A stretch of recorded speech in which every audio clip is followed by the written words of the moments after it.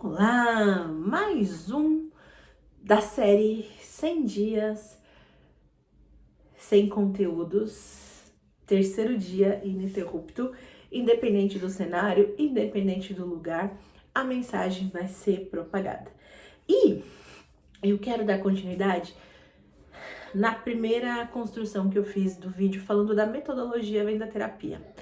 A metodologia do Venda Terapia surgiu da necessidade de olhar para a venda de um lugar muito mais produtivo como uma ferramenta de reparação social. E aí, ao longo dessa construção, dos meus anos de atuação na área comercial, eu fui entendendo a importância de alguns pilares que muitas vezes nós negligenciamos.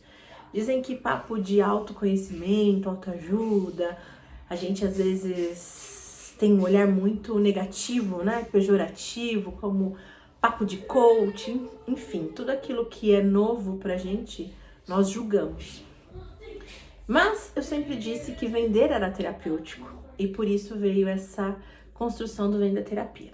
E ao longo dessa jornada, desenvolvendo, entendendo que a venda é só o meio, mas que existem coisas que são o começo e que são a completude, eu vou trabalhar hoje sobre o primeiro pilar, que é o modelo mental.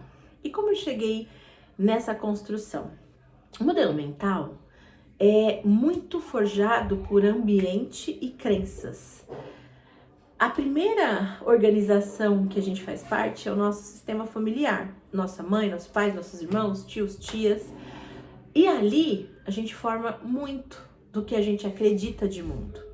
E como é na primeira infância, até os 7 anos, isso nos acompanha como uma verdade absoluta por muitas vezes quando adultos. E a gente, sem perceber, tá se comportando, tá se colocando nesse mesmo lugar.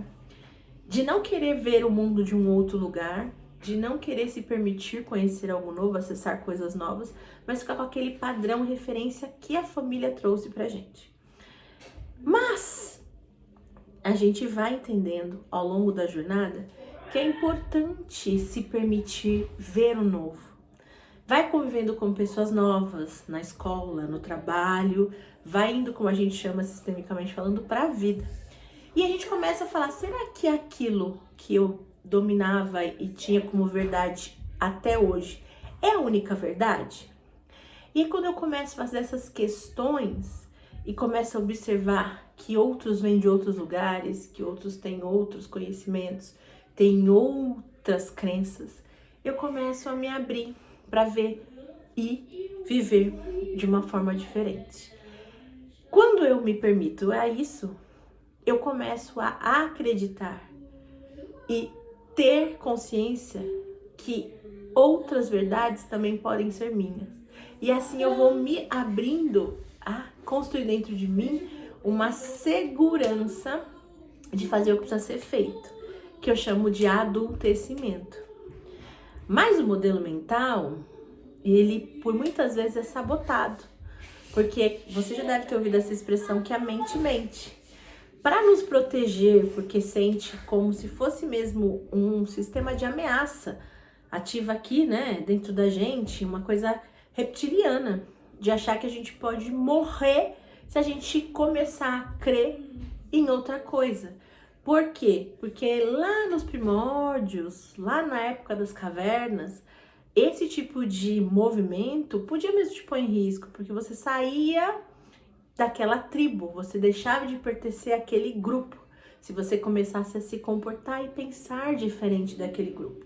E aí dentro de nós fica essa memória celular.